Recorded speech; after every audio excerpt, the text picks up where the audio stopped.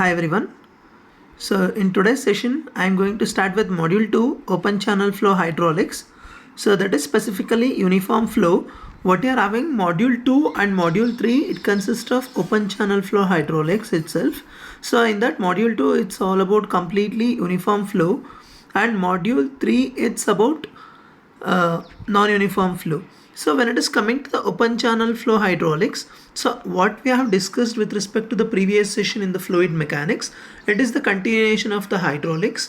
So what we are having in the fluid mechanics of the last module, that is the fifth module, it's about flow through pipes. So now it is, in case if it is the flow is in open channel, then what will be the design conditions or the prerequisites, that all we are going to find out when the flow is uniform or non-uniform. That is about the module 2 and module 3.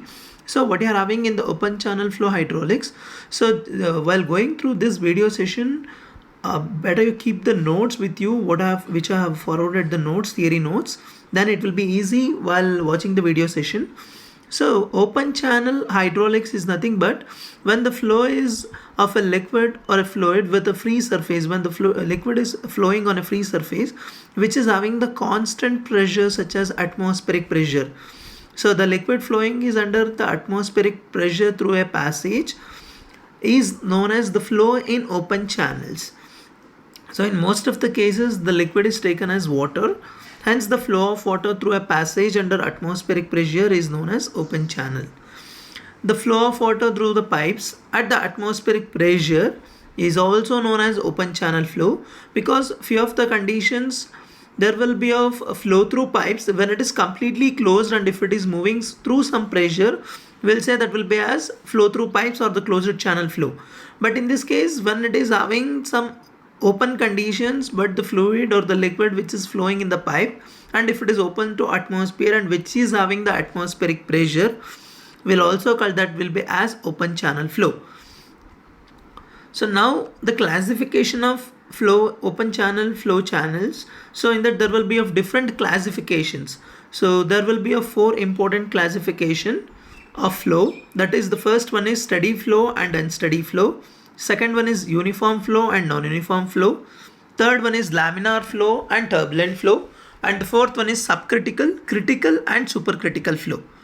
So when it is coming to the first one, steady and unsteady flow, if the flow characteristics such as depth of flow, velocity of flow, rate of flow is nothing but the discharge, at any point in open channel flow do not change with respect to time. So it is nothing but what you are having, the velocity, discharge, or it may be the depth is not going to be changed with respect to the time, is known as steady flow. So that will be represented in terms of mathematical equation also, that is dou v by dou t is equal to 0, dou q by dou t is equal to 0, or dou y by dou t is equal to 0. V is velocity, q is discharge, and y is depth. So the same way, if it is any point the open channel flow, the velocity of flow, depth of flow, or the rate of flow changes with respect to the time. If it is the previous one, if doesn't change with respect to the time, we'll say that will be a steady flow. The same way what you are having, the discharge, velocity at the depth, if it is changing with respect to the time, we'll say that will be as unsteady flow. And that will be expressed in terms of mathematical equation, that is dou v by dou t is not equal to 0, dou y by dou t is not equal to 0, or dou q by dou t is not equal to 0. The next is second one, uniform and non-uniform flow. That is the second module what you are discussing with respect to uniform flow, and the third module it's about non-uniform flow. So if you are saying the flow is uniform, if for a given length of the channel, the velocity, depth and the bed slope as well as the discharge is on the, and you can say the cross section remains constant, the flow is said to be uniform. Is nothing but for a given length of a particular channel, the flow which is taking place with respect to depth or the velocity, and it may be the cross sectional area, should be constant, then we'll say that flow will be as uniform flow. And if it is, for the given length of the channel, the velocity or the depth or the discharge do not remain constant, we'll say that type of flow is known as non-uniform flow. And here we can see that how it will be expressed, that dou v by dou s or is equal to 0, it says that that is uniform flow, and if it is non-uniform flow, dou y by dou s or dou v by dou s not is not equal to 0. So when it is coming to the non-uniform flow, the another name for non-uniform is nothing but varied flow, because there will be of some variations when the flow is taking place in a particular or a given length of the channel. So we can see that in non-uniform flow or the varied flow, the first one, it's about the rapidly varied flow.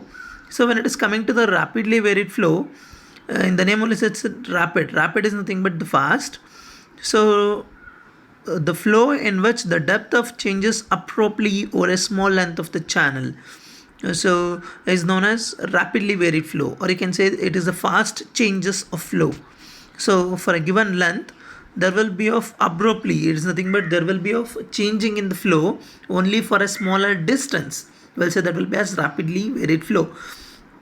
And the gradually varied flow, if the depth of the flow in a channel changes gradually is nothing but it will take long time or it may be for long length. So here, if the depth of the flow is changes gradually over a long length of the channel, is known as gradually varied flow. So we can see here there is a figure that represents uniform flow and non-uniform flow. So here the flow is taking place for a particular cross section, the flow is uniform, we can see here, and here the cross section is changing as well as the flow is changing, and we can see when it is changing there will be of rapidly varied flow as well as gradually varied flow. The first one, rapidly varied flow, so there is an obstruction here, the flow is taking place here, suddenly there will be of some obstruction, the water will take some zigzag movements which comes down, then there will be of clash in that water, there is a formation of wave. So for a smaller length after the obstruction, it changes, we'll say rapidly varied flow. And we can see here it looks like an uniform flow, but it is a non-uniform flow, that is gradually varied flow, because the flow is looking like uniform, but it changes for a longer length of the channel. It is moving, but there will be of some changes. We'll say this will be as gradually varied flow. Then the next one is laminar flow and turbulent flow. So the flow in the open channel is said to be laminar, that depends mainly on the Reynolds number. So if the value of Reynolds number is less than 500, that type of flow is known as laminar flow. And if the Reynolds number value is greater than 2000, we'll say that will be as turbulent flow. And if the value of Reynolds number is in between 500 to 2000, we'll say that will be as transition flow. So what you are having a Reynolds number, that will be measured with respect to some parameters. So if you're just saying a number, that will define the type of flow, but the thing is how to find out that number. So Reynolds number, it is the ratio of inertia force by viscous force. So here we have the equation for Reynolds number, Re is equal to rho into V into R by mu. So here we can say that so V represents the mean velocity of flow, and R represents hydraulic mean depth, and mu represents the viscosity of the water, and rho represents the mass density of the water. So if the Reynolds number is 2000, then the flow is turbulent, and if the Reynolds number is less than 500, it is laminar. But if it is in between 500 to 2000, we'll say that is transition state. The next is about subcritical, critical and supercritical flow. When it is coming to the subcritical flow, the flow in open channel is said to be subcritical, that is again depends on the Froude number. So if the Froude number value is less than 1, then we'll say that will be a subcritical flow. So that again we can see that the first previous one, laminar and turbulent flow, that is majorly depends on the Reynolds number value. Now here it is subcritical, critical and supercritical flow is mainly depends on the Froude number. So that again the Froude number value is less than 1, subcritical flow, and if the Froude number value is equal to 1, we'll say that is critical flow, and the Froude number value is greater than 1, we'll say that will be a supercritical flow. So here again how it will be denotes, or how the Froude number will be calculated. So for that there is an equation, and as well as for the definition, Froude number, it is the ratio of inertia force by gravitational force. So Reynolds number, it is the ratio of inertia force by viscous force, and the Froude number, it is the ratio of inertia force by gravitational force. So for that equation is Fe is equal to V by square root of G into D. So V represents the mean velocity, and D is hydraulic depth, and G is acceleration due to gravity. So now what you are having, these are all the classifications of flows that will be help you to find out or to define the type of flow in open channel. So in the next session, I'll start with the discussion of Cheggy's formula to find out the numerical as well as the empirical formulas. So better, you can keep the theory notes, then you can go through this video, then it will be easy to go